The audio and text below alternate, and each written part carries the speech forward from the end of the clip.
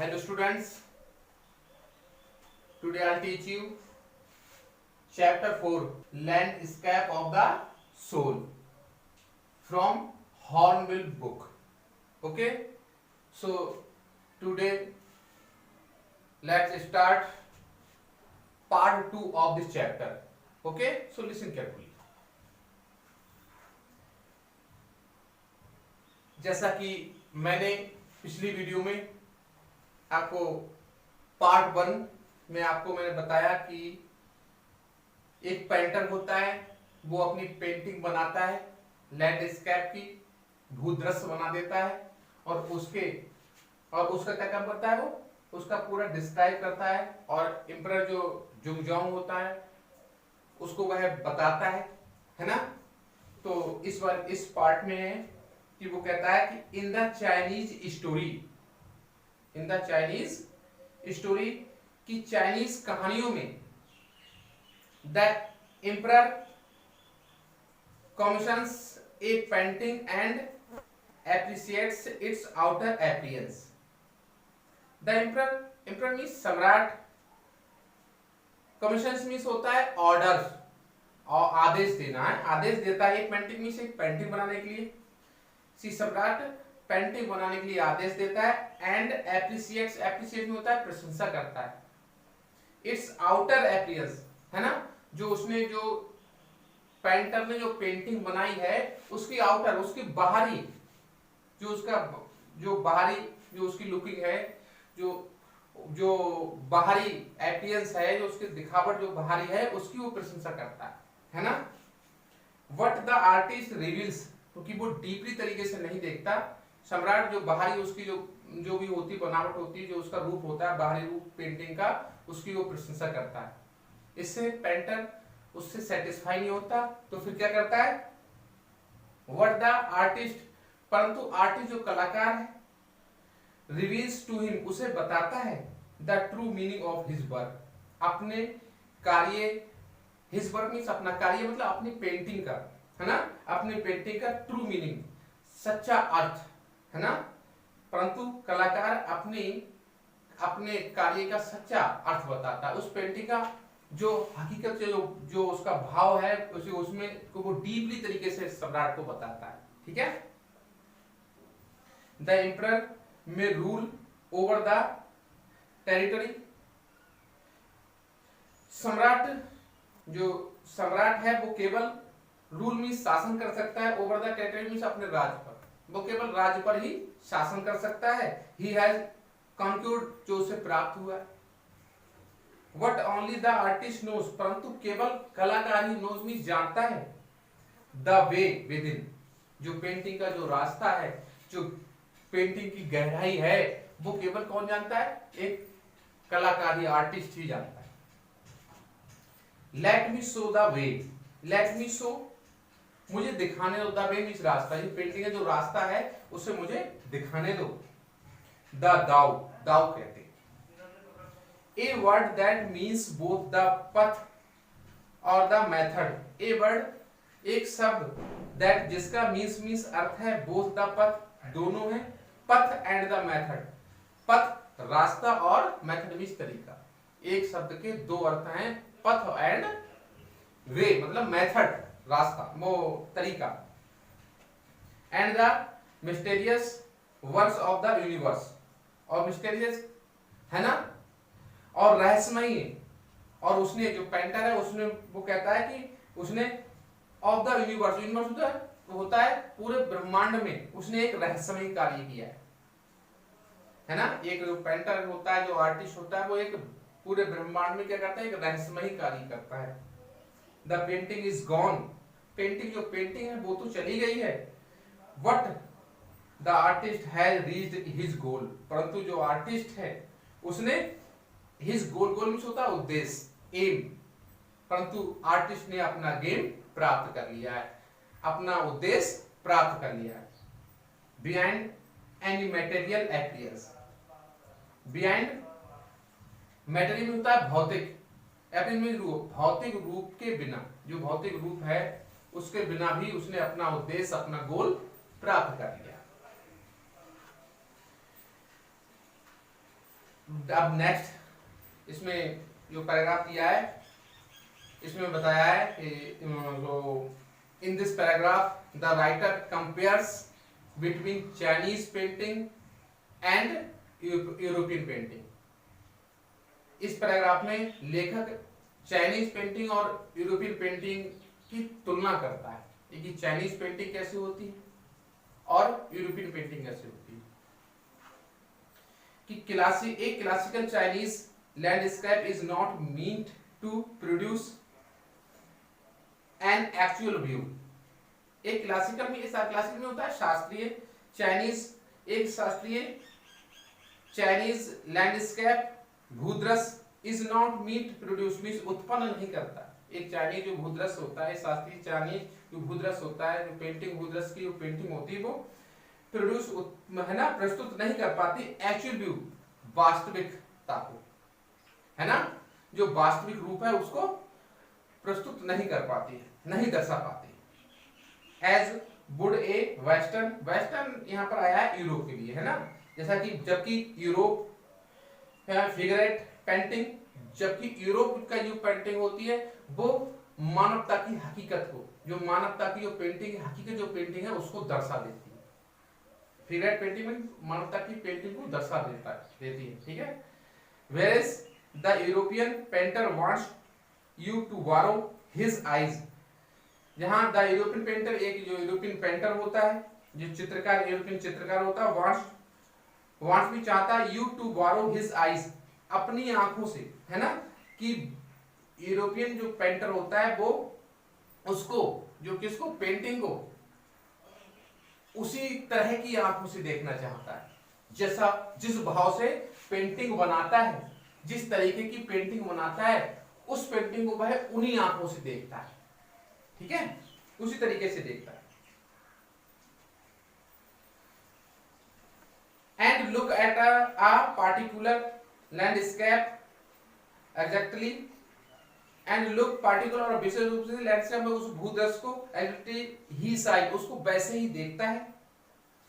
From a specified angle, specified मतलब विशेष angle, और उसको विशेष जिस टाइप की होती है उसको उसी विशेष एंगल से भी देखता है ना, उसी एंगल से उस पेंटिंग को बनाता है और उसी पेंटिंग को उसी नजरिए से वो देखता है ना, पेंटिंग को देखता है तभी उसी नजरिए से देखता है और उसको उसी एंगल से वह उसको उसकी ड्राइव करता है, ठीक।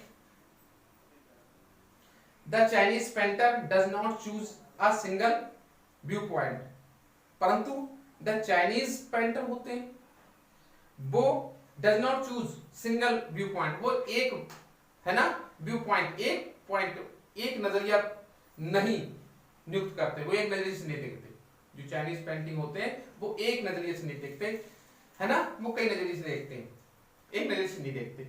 मतलब पेंटिंग की गहराई को चाइनीज वाले जो चाइनीज चित्रकार होते हैं वो पेंटिंग की गहराई को नहीं देखते, है ना।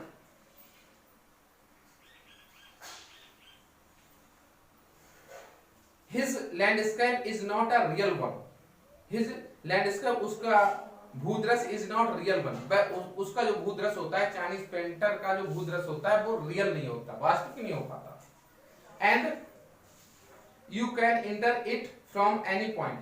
You can enter it, तुम भी उसके अंदर प्रवेश कर सकते हो, है ना। Then travel it in it, और उसमें यात्रा कर सकते हो, मतलब प्रवेश करना मतलब उसके डीपली को, उसी गहराई को तुम देख सकते हो, है ना, तुम देख सकते हो, या उसमें तुम उसमें यात्रा मतलब उसको में सर्च भी कर सकते हो। The artist creates a path for your eyes to travel up and down. The artist कलाकार क्रिएट्स उत्पन्न करता है एक पथ, एक क्रिएट मीन्स बनाता है, द पथ मीन्स रास्ता, परंतु जो कलाकार होता है वो अपना खुद का एक रास्ता बनाता है, योर आईज अपनी आंखों से, टू ट्रेवल और फिर यात्रा करने के, अप एंड डाउन मीन्स ऊपर नीचे, है ना, परंतु एक कलाकार होता है वो उसी आंखों से रास्ता ऊपर नीचे यात्रा करने के लिए बना देता है, उसी में, मतलब उसी में उसकी गहराई को समझने में वो क्या कर देता है, अपना एक तरीका निकाल लेता है। Then the back again in a leisurely movement, the back again, फिर वह वापस लीजरली में फुर्सत के साथ, है ना, मूवमेंट, है ना, फिर वह वापस चला आता है, पुनः वह वापस चलाता है, फुर्सत के साथ वह पुनः वापस भी चला आता है। This is even more true in the case of horizontal scroll. ये जो हॉरिजॉन्टल स्क्रॉल मतलब क्षैतिज, है ना, हॉरिजॉन्टल में होता है क्षैतिज और स्क्रॉल में होता है चीरक, है ना। ये सच्चे रूप से एक क्षैतिज चीरक के रूप की तरह है ना। क्षैतिज चीरक होता है रोल की तरह होता है, रोल होता है उसकी तरह होता है। इन विच जिसमें the action of slowly opening, जिसको हम धीरे धीरे क्या करते हैं, उसे खोलते हैं। One section of the painting, painting की जो पहला दृश्य है उसको हम धीरे से फिर उसे खोलते हैं। Then rolling it up to move on the to other, और फिर क्या करते हैं दूसरी तरफ को हम जब करते हैं दूसरी तरफ से हम उसको धीरे धीरे करके क्लोज भी करते हैं। हम जैसे जैसे उसे देखते जाते हैं दूसरे से उसे क्लोज भी हम करते जाते हैं, है ना। एक तरफ से उसे रोल करते रहते हैं, एक तरफ से उसे हम उसे क्लोज करते रहते हैं।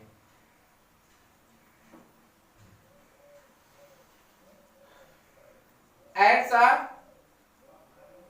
dimension of time, अपने समय के साथ साथ। with is unknown in any other form of painting, unknown means कोई अनजानी,